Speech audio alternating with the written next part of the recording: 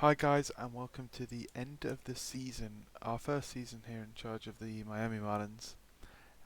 It was a so-so year. We finished 14 games under 500, 20 and a half back in the division, which was won by the Mets, and the Phillies actually got playoffs in the end. Sorry, wild card.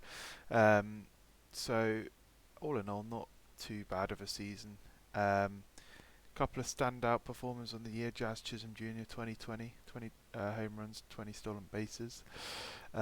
We had Jesus Sanchez hit 73 runs batted in. Avisal Garcia had a decent year. Um, we also had young Bleday come and make his debut at the club and have a very solid year. Hit 850 OPS, hit well over 300, couple of home runs, 20 ribbies. Strikeouts are quite high, um, but that avoid K rating kind of says it all. But he's very exciting for the future. Stallings was excellent when he came over from Pittsburgh and played well in the season for us. So now I'm very happy with him. He actually led the league in WAR. Anderson was close behind, and Chisholm and Brian Miller also had 2 wins on the season, hitting over 300, playing good D out in centre field. Kind of came out of nowhere for me a little bit, and now had a really solid year. So it's some very good positives there. Hazley struggled a bit, came a bit alive towards the end, and Devers was actually pretty good in his debut season. So I don't believe he's lost rookie status, so should be a rookie next year. Pitching, we had some good things and some bad things, I guess. We had Braxton Garrett pitch really well in the end to end up the season. He made 10 starts, he won 6 games, had 3 losses, had an ERA of just at 3 and a quarter, FIP of 4, had a win on the season, didn't allow many home runs, struck out over 1 per inning, sorry. So no, he had a very good year actually. Alcantara was the star of our starters, 3.29 ERA, 13 wins on the year, 4.5 win WAR. Babip is not too bad either. An ERA place of 131. Struck out nearly almost 200 batters on the year. In terms, and he was in fact our best. Trevor Rogers was not too bad. He was injured a couple of times, had an ERA quite inflated, but his FIP was quite low, so he just struggled with fielding really. Lopez was also not too bad towards the end of the season, but an ERA is still of 5 is still a bit high, so not ideal. And obviously next season we'll have Maya and we'll have Kumar Rocker, which are 2 players that will no doubt be in the rotation straight away, with Trevor Rogers for sure, Alcantara, and then we can see with Lopez and Garrett, there's 6, 7 guys there that could be vying for the 5, so that's a good problem to have. Around the league, we had the Rays win the East in a very close fight with the Jays, who actually won 105 games and are in the wild card against the Angels. The White Sox won the poor Central. Only 2 teams were actually above 500. The West was won by the A's, with the Angels in second, and they will be playing the Blue Jays in the AL World Card. Whilst on the National League side, Mets won the East, Phillies got playoffs, Brewers won the Central, and the Dodgers won the West, with the Padres getting the wild card too. So those 2 games are yet to play. But for that, we will look at the leaders, the batting leaders and pitching leaders. So in the American League, Jimenez and Voit. Jimenez won the batting title. Voit had 50 home runs. Guerrero was almost actually not a million miles away from a triple crown. Looking at it there, he led the league in WAR by quite a margin over Mike Trout and Anthony Rendon, who had a very good season.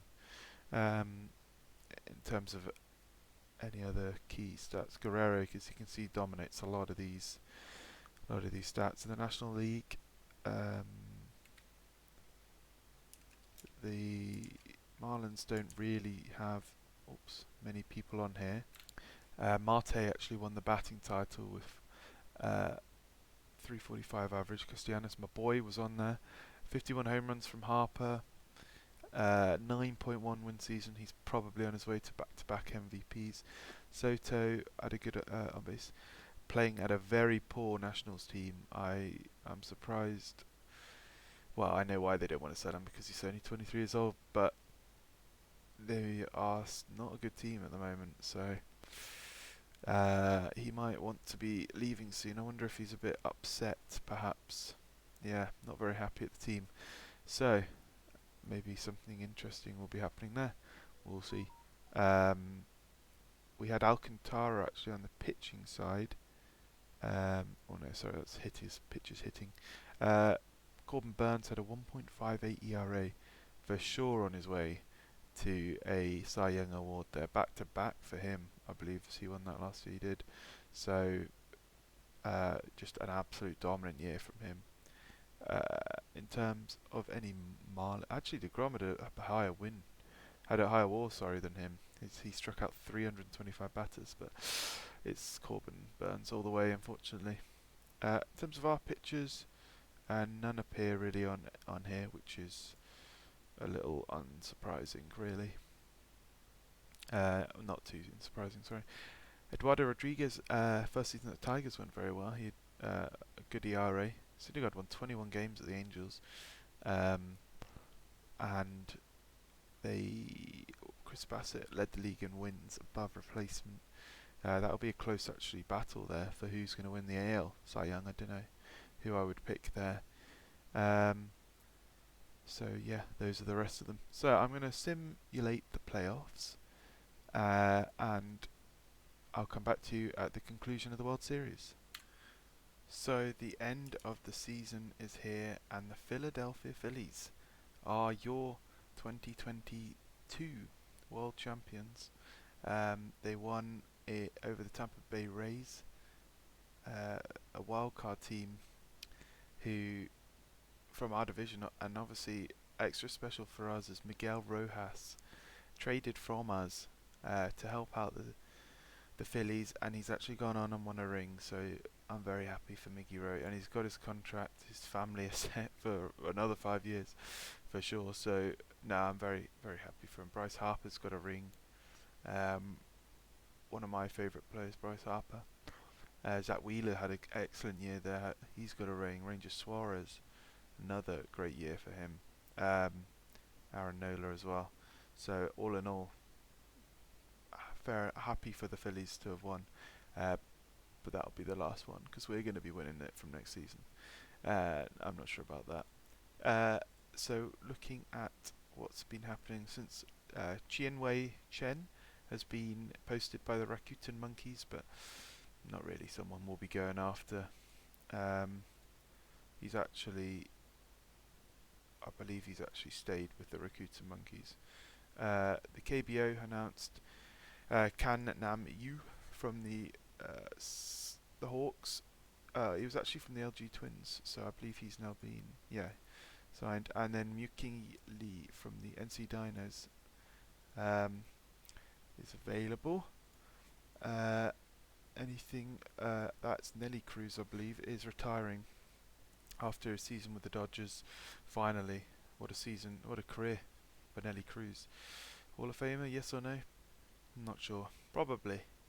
Maybe later on in the ballot, but I don't know. And then nothing too amazing. We get to the point where we have an option year for Anthony Bass. I think we know that we're going to be avoiding that year. He did nothing for us and spent the year down in the minors and was not good. So he will not be here. Bruce Sherman predicted our record apparently, so good job. He was not happy that we didn't score more runs. He expects more from us. He's happy that we got more fans, but not enough to make him happy. And we need to get to the playoffs in a few seasons. So next year he wants us to play close to 500, improve defense efficiency, increase the attendance again, bring in a manager with a better reputation, and keep building up to reach playoffs within 5 years from 2021. So we have 4 years left of that. New budget, is still not great. We are going to try our best to keep within the budget of 102 mil, but it's not as easy. It's not very easy with such little money to try and get competitive. You're gonna have to rely a lot on young people. In terms of some retirees, Corey Bird is retiring. Not really anyone. End of season top prospect list. David Almanzar is now top. Termar Johnson, top draft pick, one of the top draft picks. The D-backs is up there. D-backs of two of number 2 and 3. Rocker is 5th and will be joining us in the bigs next year. Lita's up there.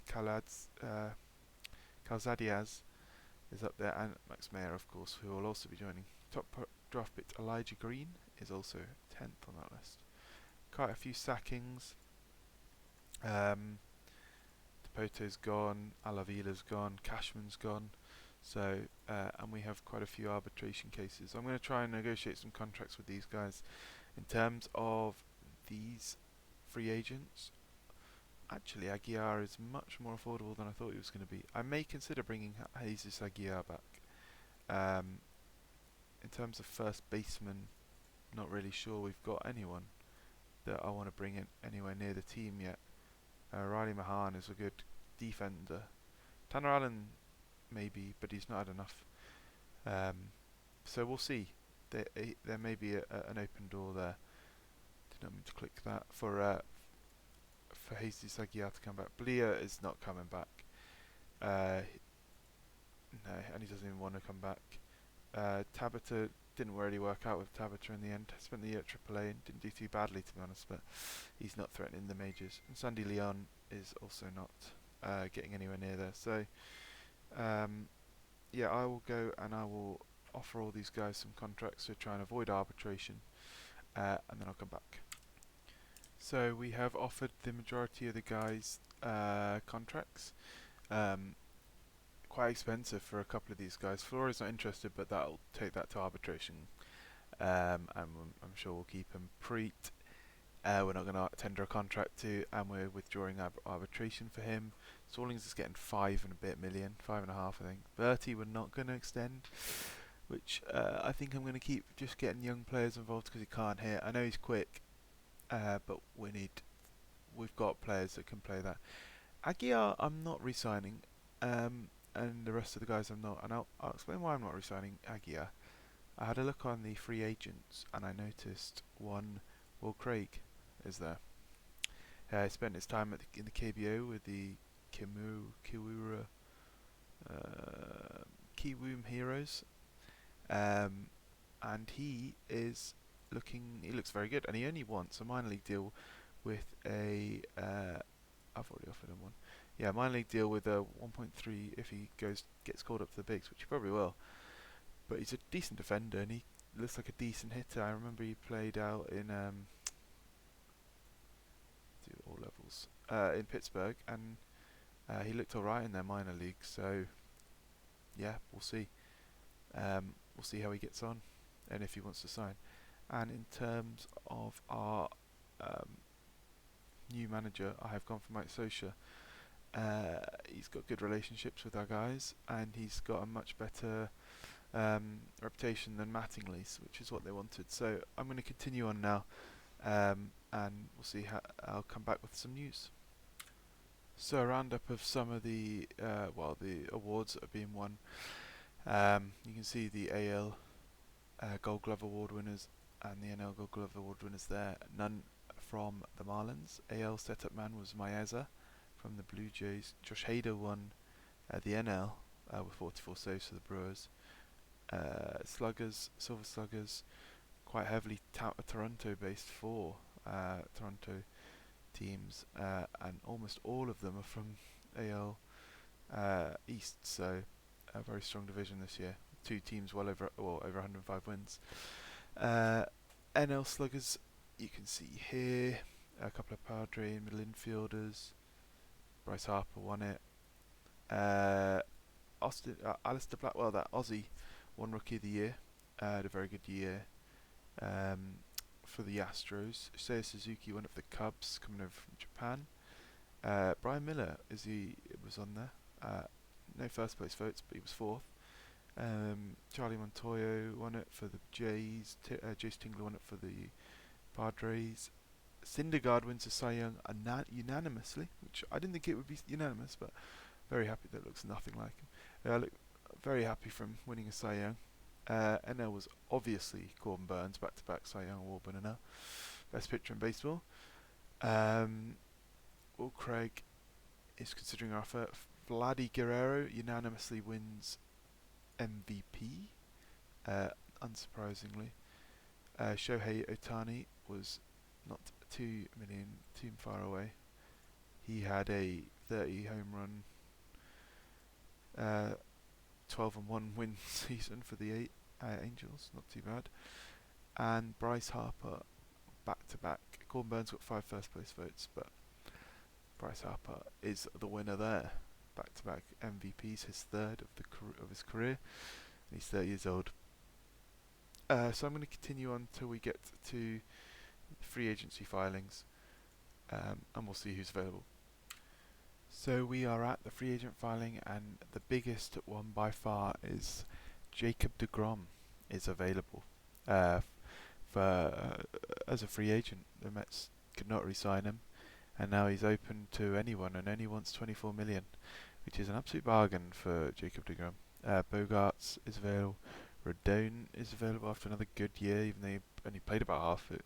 It took him so long to sign. Chris Bassett is available. He had a very good year. Manny Margot. If we look at it in list form, some elite pitchers available. Brandon Belt's available. Bogarts, like I said. Severino. And there's a couple of international free agents. So Lucas Berry out of my place, England, from Penzance in England. Very weird place to be born, but okay. And he's half Irish as well, 32-year-old. So maybe I could sign him. No, for 8 million, it's not worth it. Aboud bin Karif from Kuwait is available. He looks good. Jean Arellanes is available out of Mexico. David Burrell out of Australia. Gerard Irvin, also out of Australia. Takeshi Kuwahara out of Japan. Looks pretty good. Yohachi Nomura, also out of Japan. He looks a very good reliever as well. Quite cheap too. Jerry Salazar out of Venezuela. Jorge Venegas out of Mexico. Billy Garibay out of Venezuela. Antonio Arroyo out of the Dominican Republic. So in terms of what moves I'm going to make, I'm going to go have a look. We have some money to spend. I don't really want to spend anything too ridiculous, and it certainly won't be multiple year deals. I'm very interested in this guy as a reliever who we can maybe then flip towards the end of the year potentially for some. That's what I'm going to be thinking about, is trying to think of some people I can maybe sign and then trade towards the end of the season. I don't really want pitching, but it would maybe be an impact bat to help with scoring more runs, which is what they want. Jose Iglesias is available. He had a good year at Toronto, but he wants way too much money. Manny Margot is too expensive. Andrew Benintendi would be interesting, but we don't really need outfielders. Josh Bell would be interesting if Will Craig doesn't work out, for sure. For sure, he's very interesting. What does he? Doesn't want a huge amount actually either. Okay, that's food for thought, I guess. So I'm gonna have a good look through, see what I can find. Matty Boyd's available, and I'll come back if I see anything. These are also posted players available.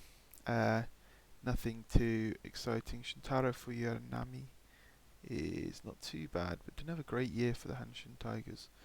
So I won't probably be going for any of them anyway, because I'm not on Sosha's personality clashes. I have made some offers. I have put in an offer for Michael Fulmer for a 1.4 million a year deal. He is someone who could actually become a starter, really. Yeah, he had a not great year. the Tigers, but maybe a change of scenery for him. He's still quite young, on a very cheap contract of 1.4 million for a year. He might be someone that, even if he turns out rubbish, we've got another bullpen piece who can maybe be a starter if we need it with injuries. Josh Bell, I have put in an offer, 6.5 mil, over 2 years, and as a team option and a opt out in that as well. Will Craig obviously still waiting to hear, and then I did put in an offer, 2 years, 2.7 mil for Yohachi Nomura, so we'll see what comes out of those. Couple of pieces of news. Will Craig has signed his contract with us for that minor league deal with a 1.5 million signing bonus if he joins the big leagues. Nice to have. And interestingly, Colton Wong has actually retired at age 32 after arguably his best year of his career at the Brewers. So not quite sure what the Pebbles doing there, but nothing really else. A trade with San Diego, who actually just acquired Adaman from the Cubs with Schwindel for Chris Paddock. They've now traded him straight to Washington. So I don't know what's going on in San Diego, but yeah.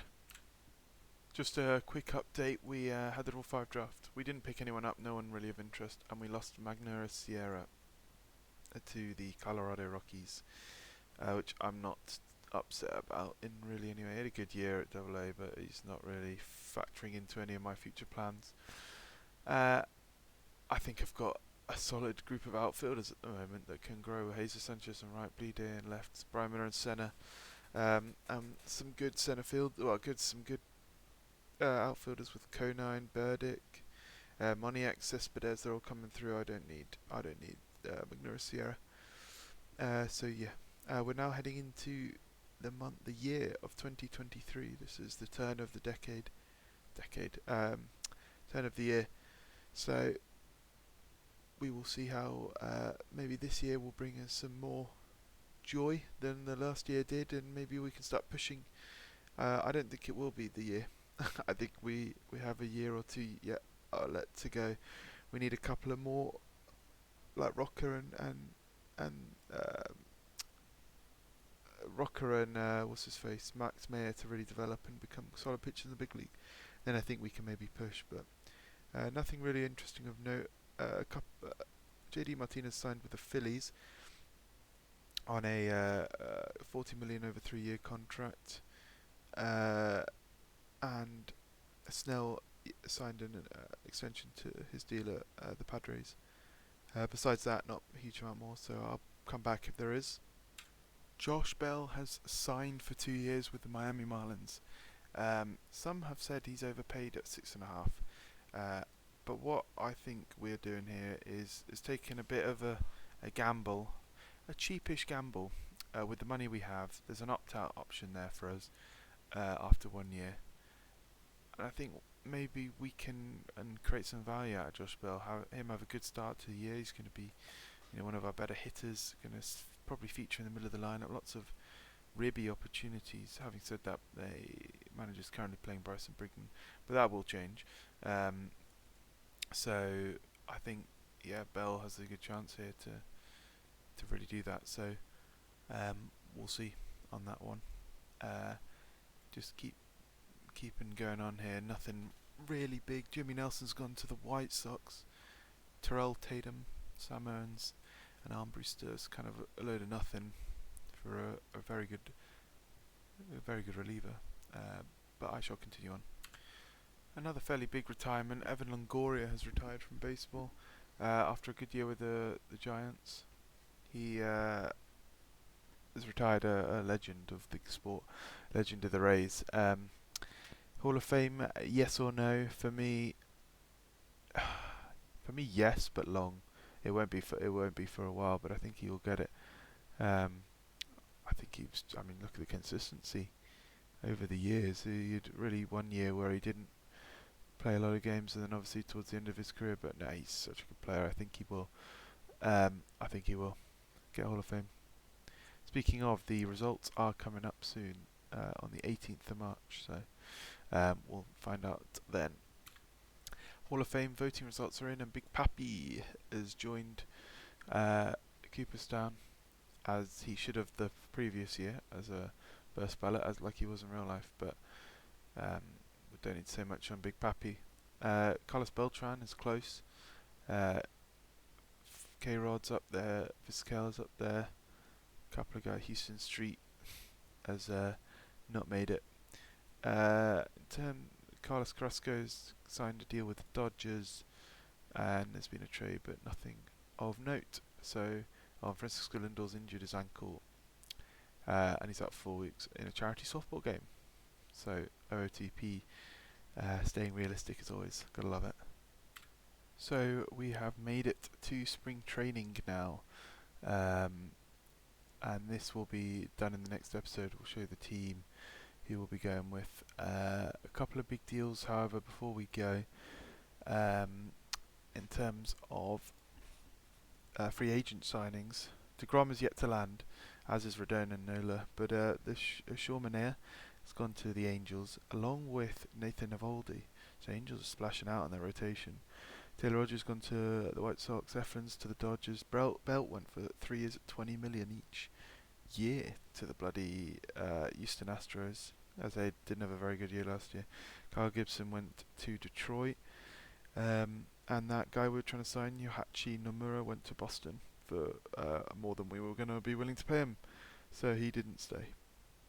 Bogarts also went to Houston for quite a big deal, 7 years, $26 million per year. Paxton went to Cincinnati. Taijuan Walker went to the Phillies. So a few big trades, but like I said, DeGrom's still sitting there. Severino's still there. Clevenger's still there. Crone, Nola, Rodon, Brantley, they're all still there. And Ozzy Sugano is available. But all of this, where they land, and spring training will be in the next episode. So thank you all very much for watching, and see you next time.